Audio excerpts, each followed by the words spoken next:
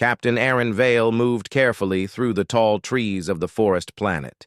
His boots pressed softly on the moss, and his eyes scanned every shadow. The Rhinari search team followed behind him, silent and tense. They had been searching for the missing alien child for 2 days now, and everyone feared what might have happened to her. Aaron was the only human in the team, but he worked without complaint. He had joined the mission because he knew the Rhinari were peaceful and kind, and he could not ignore the call for help when he heard a child was missing. The forest was quiet in an unsettling way. There were no bird sounds, no insect buzzing. Even the wind seemed to hold its breath. Aaron felt a strange feeling growing in his chest, something that pushed him to keep moving forward.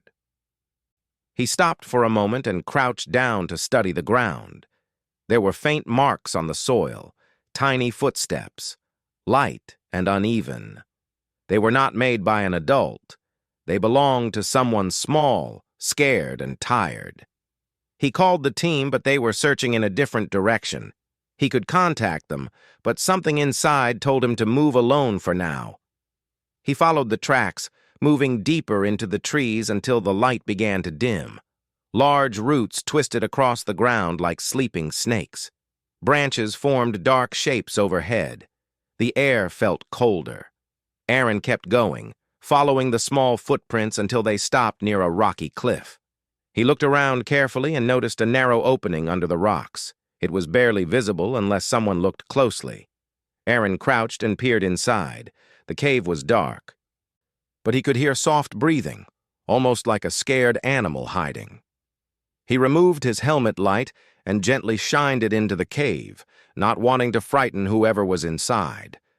The weak breathing stopped for a moment. Then something moved in the darkness. Aaron slowly reached out with his hand and spoke softly, his voice as calm as he could make it. He told whoever was inside that he was here to help, and he would not hurt them. After a few slow seconds, a pair of glowing eyes appeared in the dim light. They were big, bright, and filled with fear.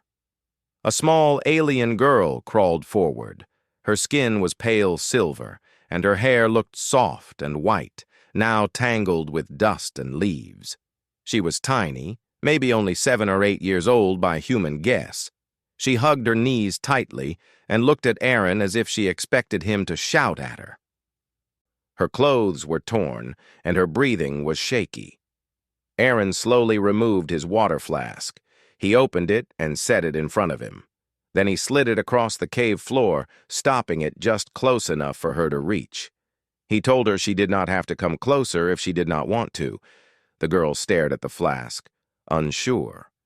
She moved a little, then stopped, then slowly crawled forward until she could grab the flask with both hands. She drank quickly, the water spilling a little down her chin. Aaron noticed her hands shaking and felt a soft ache in his chest. She had been alone too long. He gently told her that her people were searching for her and they were worried.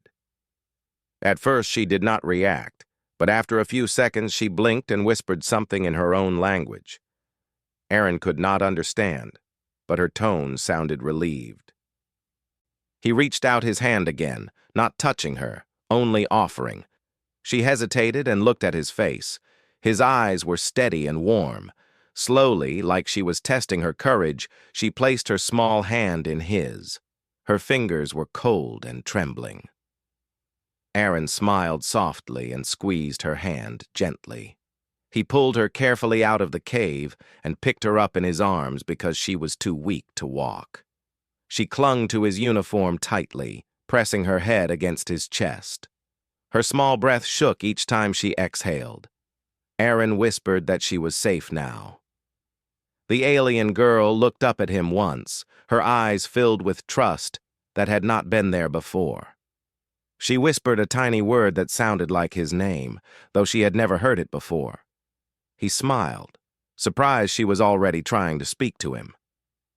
But as he carried her deeper into the forest, something moved behind the trees. Aaron stopped instantly. The girl froze and buried her face in his chest, shaking again. More movement followed. Leaves rustled.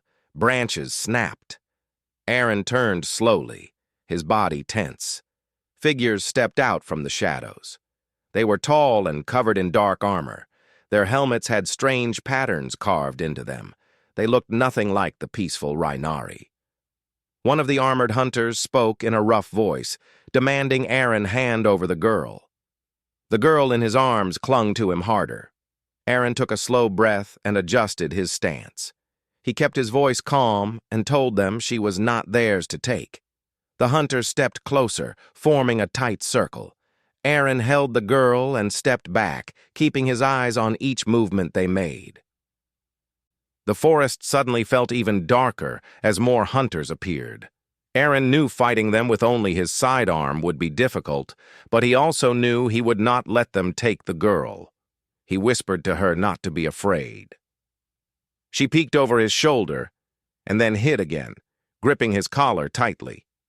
Before the hunters could reach him, a loud rumble echoed through the forest. A bright beam of light cut through the darkness. A human rescue shuttle burst through the treetops, engines roaring. Rhinari soldiers jumped out, surrounding the area with energy shields. The hunters hissed and stepped back before retreating into the shadows. They vanished as swiftly as they had appeared. Aaron quickly boarded the shuttle. The girl remained in his arms the whole time, refusing to let go, even when a Rhinari medic tried to check her. Every time someone tried to touch her, she hid behind Aaron's arm or buried her face in his chest. The medics were confused at her reaction, but Aaron only smiled and told them she had been through a lot.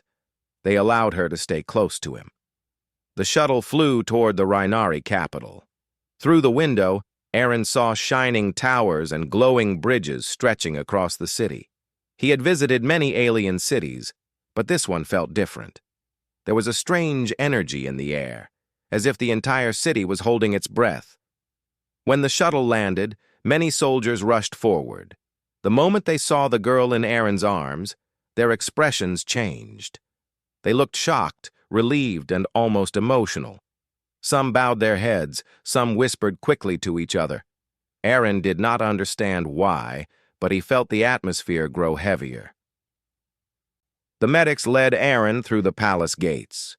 The halls were large and beautiful, filled with soft lights and flowing patterns on the walls. The girl looked around as if she remembered the place. Her grip on Aaron loosened slightly, but she still refused to be carried by anyone else. Every step they took made more palace workers stop and stare, their eyes growing wide when they saw the girl clinging to Aaron. He kept asking what was going on, but nobody answered directly. They only said the queen must see him at once. They walked through long corridors until they reached a massive door decorated with shining crystals. The guards opened it slowly, and Aaron stepped inside, still carrying the small girl in his arms. The huge throne room fell silent the moment he entered. High-ranking officials stood along the walls. Every single one of them stared at the girl. Aaron swallowed and stood still, unsure what to do. He gently placed his hand on the girl's back, reassuring her. She lifted her head slightly and held his collar. The doors on the other end of the room opened, and the queen of the Rhinari walked in. She was tall, graceful, and carried herself with quiet strength. Her long silver robes shimmered as she moved. She looked calm at first, but when her eyes fell on the girl, her entire body froze. Her face changed completely. The calm expression broke, replaced by shock, pain, and overwhelming relief. The queen took a step forward, then another. Her breath trembled. One of the advisors tried to steady her, but she pushed past them and walked faster. When she reached Aaron and the girl, she stopped, her eyes filled with tears. The girl slowly lifted her head and looked at the queen. For a moment, the entire room seemed to hold its breath. The queen fell to her knees. Her hands trembled as she held them out. Tears streamed down her cheeks. She whispered the girl's name with a voice that broke in the middle. Aaron felt the girl shift in his arms. She slowly reached out her hands. The queen caught them gently, holding them against her forehead. Her shoulders shook as she cried, her voice soft but full of deep emotion. Aaron stood still, stunned. He looked from the queen to the girl, trying to understand what was happening. A nearby advisor spoke in a shaky voice, barely able to stand straight from the shock. They told him the truth he never expected. The child he rescued was not just a missing girl. She was the lost princess of the Rhinari race. The queen continued to weep, holding her daughter's hands tightly, thanking Aaron over and over. The young princess looked from her mother's face to Aaron's, her tiny hand still gripping his sleeve, as if she could not let go of the human who saved her. Aaron felt a warmth spread through him. He had protected her because it was the right thing to do. He never imagined he had saved someone so important. He stood quietly as the queen embraced her daughter, and the entire palace watched in silence. The small princess reached out one hand again and placed it on Aaron's chest, as if telling him she still trusted him. In that moment, Aaron understood something clearly. His mission was not over. His journey with the young princess had just begun. Aaron stood quietly beside the queen as the palace guards surrounded the room. Everyone was still in shock. The queen held her daughter so tightly, tears still rolling down her cheeks, while the small girl kept reaching her hand toward Aaron as if she could not let him go. It was clear the princess trusted him more than anyone else in the room. Aaron tried to step back to give the queen space, but the girl grabbed his sleeve, holding it firmly, her eyes, bright and gentle, locked onto his. She did not want him to leave her. The queen noticed the movement and slowly stood up, wiping her eyes. She placed a gentle hand on her daughter's back and looked at Aaron with a soft but tired expression. She thanked him once more, her voice full of gratitude, saying that he had saved not only her child, but also the future of the Rhinari people. Aaron nodded respectfully, still unsure how to respond. He had never been in the presence of royalty before, and the emotion he saw in the queen's eyes made him feel both humbled and protective. The advisors around the queen spoke quietly, trying to understand how the princess had been taken, who was responsible, and how she had survived. Some of them glanced at Aaron with mixed expressions, a combination of respect and confusion. They wondered why the princess trusted him so much. Others seemed relieved simply because she was alive. Aaron focused only on the princess, who kept her small fingers curled into his uniform, her breathing soft but steady. After a while, the queen gently asked Aaron to accompany her and the princess to a quieter room. The guards cleared a pathway. Aaron walked alongside them, and the princess held on to him the entire time. Her steps were shaky, so he lifted her into his arms without a word. She rested her head on his chest again, calming down as if she felt completely safe there. The queen watched this with a thoughtful expression. They entered a private chamber decorated with warm lights and soft colors. The queen asked Aaron to sit while she remained standing near them. She explained the danger that still surrounded the princess. The group that kidnapped her was not a random band of criminals. They belonged to an organization that wanted to weaken the Rhinari kingdom. If they succeeded in harming the princess, chaos would spread through the nation, and their enemies would gain power. The queen feared that the group would not give up so easily. They would try again. Aaron listened carefully and felt his chest tighten. He remembered the hunters in the forest, their dark armor and the way they moved. He realized they had probably been searching for the princess for days. He thought of how scared she had been when he found her, hiding alone in the cave. He knew she could not go through something like that again. The queen looked at the princess, then at Aaron. She asked him if he would stay in the palace for a while as the princess's protector. Aaron was surprised. He was not expecting such a request, especially from a royal leader. He told the queen he was only a soldier, not a guardian or diplomat. But the queen insisted. She said the princess had chosen him. She trusted him. That trust was rare and extremely valuable. The princess slowly lifted her head and looked at Aaron with wide eyes, as if waiting for his answer. Her tiny hand rested against his chest, and her breathing grew tense. Aaron felt a gentle warmth inside. He realized he could not reject the request. He nodded and said he would stay and protect the princess. The queen closed her eyes in relief and thanked him again, her voice soft and emotional. Later in the evening, Aaron was given a room inside the palace, close to the princess's quarters. But when the attendants tried to take her to her room, she refused to leave Aaron's side. She held onto his sleeve tightly, shaking her head.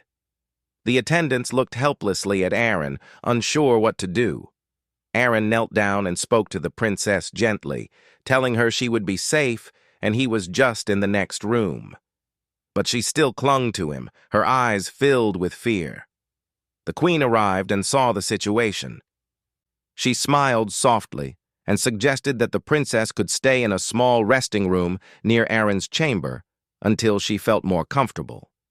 Aaron agreed, and the princess finally relaxed a little. She sat on the soft bed, but still kept her hand extended toward Aaron, wanting to make sure he did not leave. He stayed beside her until she fell asleep.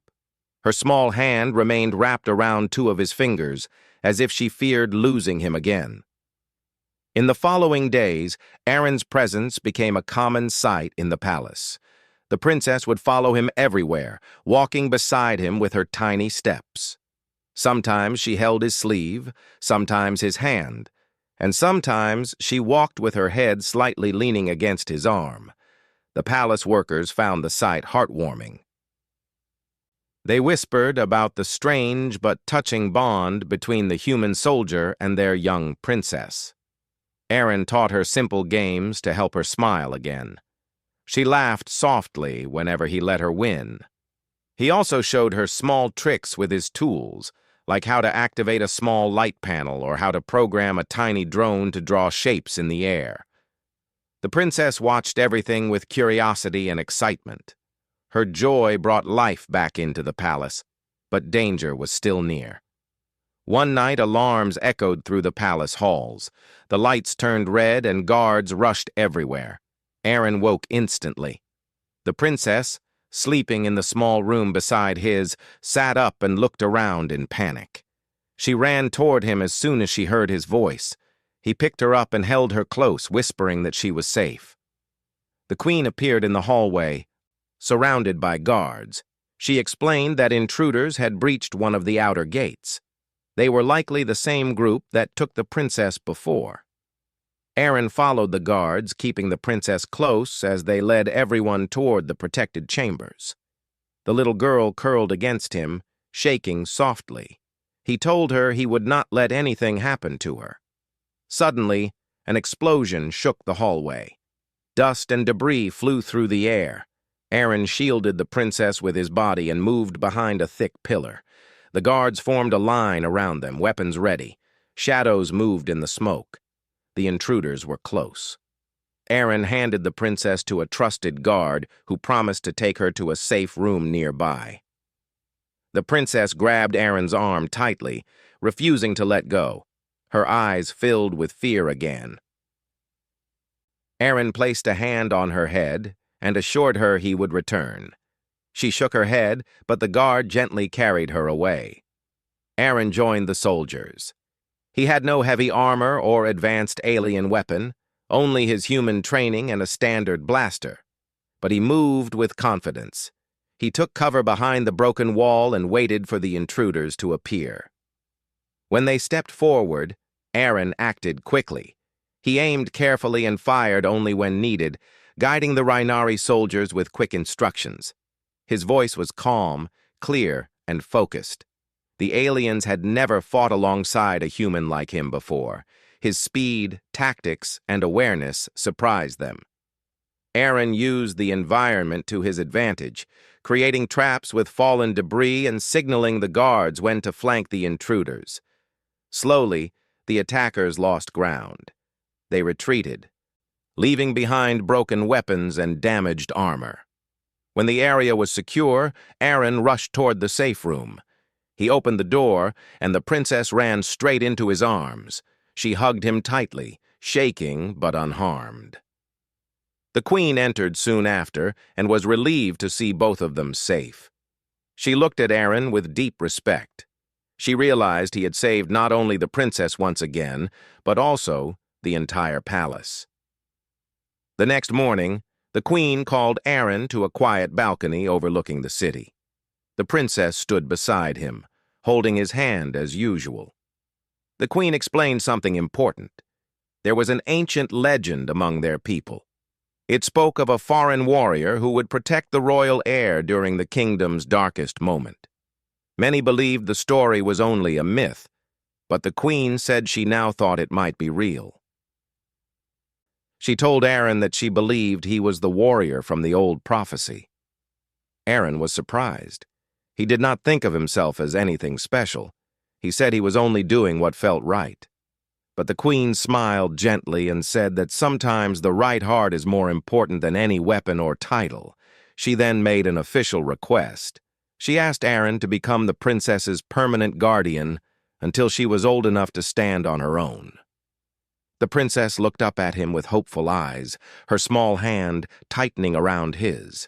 She did not speak, but her expression said everything. Aaron took a slow breath. He looked at the city, at the princess, and at the queen. He remembered the cave, the fear in the little girl's eyes, and the moment she chose to trust him. He thought about how she smiled when he taught her things, how she hid behind him when she was scared, and how she held his sleeve like he was her anchor in the world. Finally, Aaron nodded. The princess let out a soft, happy sound and hugged his arm. The queen smiled with both pride and gratitude. The kingdom had gained a protector. The princess had gained someone she trusted with her whole heart, and Aaron had gained a purpose he never expected. From that day forward, he stood beside the young princess as her shield, her teacher, and her friend. The people of the kingdom came to respect him deeply. Some even whispered that the human guardian and the princess shared a bond stronger than destiny itself. And so their strange, gentle, and powerful journey continued, filled with trust, courage, and the silent promise that Aaron would protect her with everything he had.